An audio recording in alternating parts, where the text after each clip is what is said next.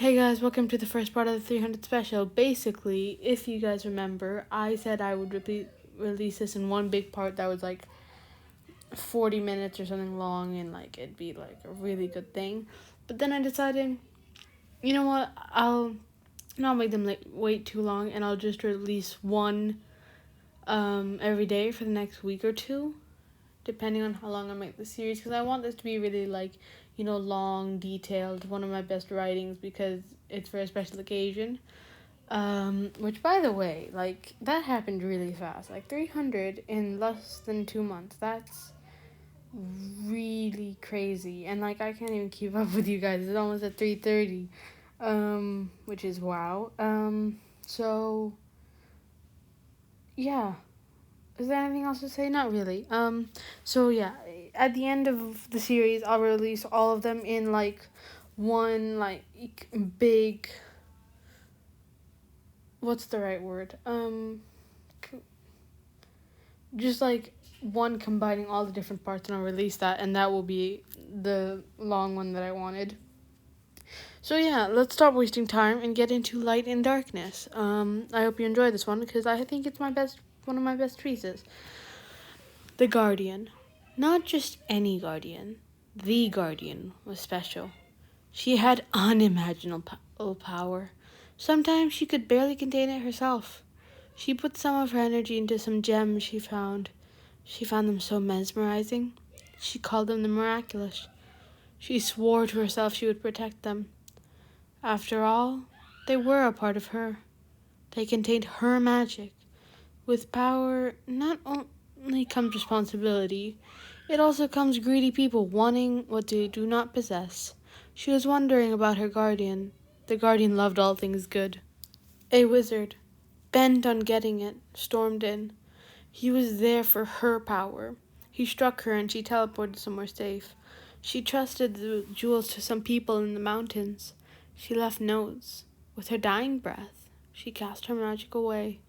Even her body containing the magic was dangerous. She let her magic go and commanded it to pick the purest heart that was born. That was millions of years before. Such a pure heart was not something that was found every day. It was 2003, a year different than all the rest. The year Marinette Chang was born. It was the heart they had been looking for centuries upon centuries. Her parents were humble bakers. They too were pure hearts, just not enough for the power of the guardian. She was innocent for the first 5 years of her life. One day her parents tried to take away her favorite cat pillow. Marinette loved everything to do with cats. She got angry and started yelling at her parents. She was only 5, not mature enough to know her own power. Her head started hurting and fire. Fire encased the small bakery. Ash everywhere, the smell of burning filling her lungs. She opened her eyes and saw her parents, the people she loved most, on the ground. They were not breathing and were still. She started crying. "You know the police will look for you. Come with me, little one," a mysterious man said. That man was Hawkmoth. A man. No, a monster, planning on stealing the miraculous. He had sensed the power coming off of her. He was scared, but would pretend to be dominant. He would never show his fear. It was an accident," she said shyly. "Come with me. I will protect you. In return, you will be my servant. I will give you cool powers and a new suit. Come with me, little devil. Come here." The man brought her to the mansion. It was big, but not fancy. It was abandoned and dusty. He put her in a room, dark and filled with cages of butterflies, dark purple butterflies.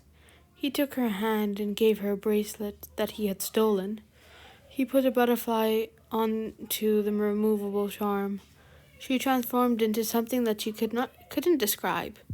"You can control and make these butterflies. You may talk to them, command them." He left without another word. For the next 17 years, he kept her locked up, trained her day by day, made her do what was told, made her do wicked things. He put other servants to fight. He made other servants fight her. He did this until she was stronger than him, but pretended he was dominant. What type of idiot would tell his servant that she was his biggest fear? A guardian was chosen every 200 years. A guardian had all the jewels that were once connected to her, to the guardian. Her story had been passed down by every guardian. The current guardian was a sweet man named Fu. He was very kind and generous. He had 4 adopted children he had not found on the streets and raised as his own. They were all born 2003 and were currently 17. Adrian, Chloe, Alia, and Nino. The children all held their own miraculous. They were all aware of the legend of the Guardian. They worked day and night to stop Hawkmoth. He sent Akumas. They thought he was giving them all he had. Little did they know he kept his biggest weapon hidden away, miles away from the city. Marinette looked out the single window in her room. She could see a forest of plants. Her so-called father lived in a mansion far from the city. He kept her isolated and didn't give her much contact. She heard 3 rhythmic knocks on her door and opened it. She saw one of the many servants who were scared of her and her father. "Your father is waiting for you in his office," the servant said her. "Very well, I'll be down in a second." She put her hair in a high ponytail and went down to her father's office. It was big and empty. "I have a mission for you, child," he said blankly. "Really? I get my first mission? What do I do, father?" she asked, bowing down.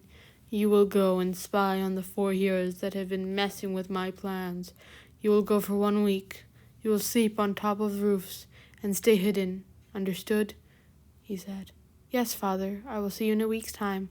She joined the charm to her bracelet and went. She found the city mesmerizing. It was grand. She had flashbacks but didn't understand them. Her memory from before Hawkmoth was clouded. She transformed. She spotted Chat Noir standing on a tower. He was so handsome. She found his cat ears cute. She had always loved animals, especially cats. She watched quietly. He sent someone there, but didn't show that. After a few minutes, he ignored it and thought it was just a fan. She turned around and started writing notes for her father. She made some akumas. He didn't see. He crept closer and saw the girl drawing. Him? She was sketching and noting things about him? "I know you are spying on me," she said, not bothering to look up. "You did the same. How did you know?" he asked, approaching her. He stopped when he saw an akuma go to her. He was about to stop it when she laughed. She wasn't sad or angry. She liked it. My pets would never lie," she said. The akuma landed on her hand and she petted it. "Who are you? What are you doing on the roof so late?" he asked. She realized she shouldn't be talking to him, but his company was nice. She enjoyed talking with other people. Smash! A boulder hit for Chat Noir. He dived to her and was about to pick her up and run, but she jumped over the wall she was sitting on. "Stormy weather. Go now," I commanded, she said. Chat watched closely. She wasn't scared at all. "I am talking with him. If you tell my father about this, I swear I will have you killed, and I'll take that akuma back. Do you understand?" Stormy Weather nodded. She was scared. The girl in front of her had taken her and her fellow akumas out many times. "Yes, mistress," she said, flying away. "Mistress? Who are you? Why didn't you get scared?" Chat asked. "You wouldn't believe me. Please leave. I don't want to hurt you." She sat back down and covered her face with her hands. She wanted to know him. She liked him. That was wrong. If he liked her too, the day she was tasked to take his miraculous, she would be too weak. She would fail her father. "No, I see you are kind, then you threaten to kill someone? Something is wrong," he said. "I can't say. My father will be mad. I enjoy your company, but you should go," she said kindly. I want to get to know you better. I think you are nice. Can I? He asked. I'll be here for the next week.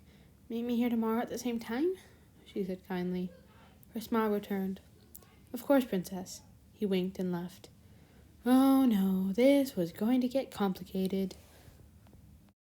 Okay, so that is where we're going to leave it for part one.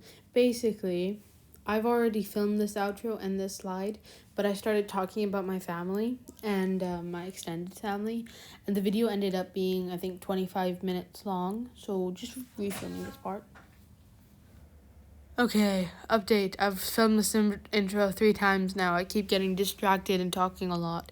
So I've changed the question so it doesn't give me much room to talk and talk and talk and talk and talk. The question is, what's the weather like in your country or where you live or where you currently are? And what is your perfect weather conditions if they aren't what you already have? So the UAE and Dubai are obviously a desert, which is most of the year hot. But we are getting into that stage where it is getting cooler, which is nice. Like it's like 25 degrees or 25 up degrees in the mornings, and throughout the day it goes up to like 35 and then back down, which yes, that is really good for this place. How sad that is that 35 is not very bad. Like today it went up to 33 and then back down. That is incredibly good. And it went down to like 22, 24 or something like that. That is great. 24, mwah, that is amazing weather. Like I'll take 28, 27 and stuff, but 24.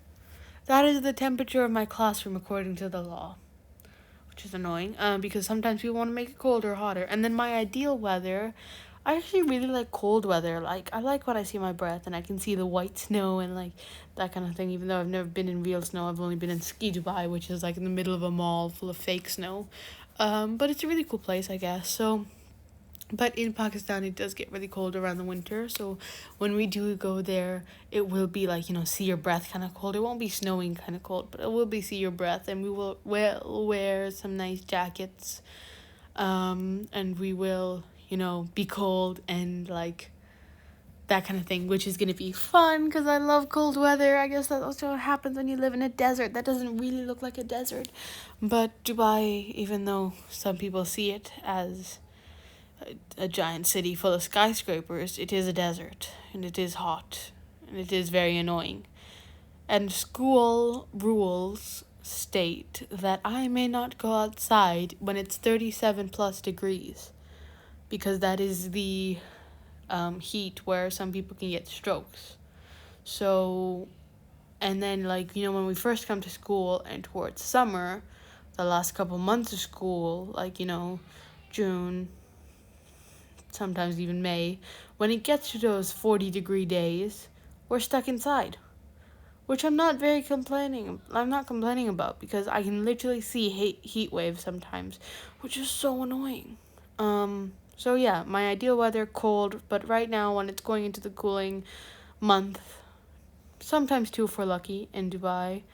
I like that weather a lot, but I also really like cold weather. Anyway, I managed to talk a lot at this too. I'll see you in the next part. I hope you enjoy this. Yeah, bye.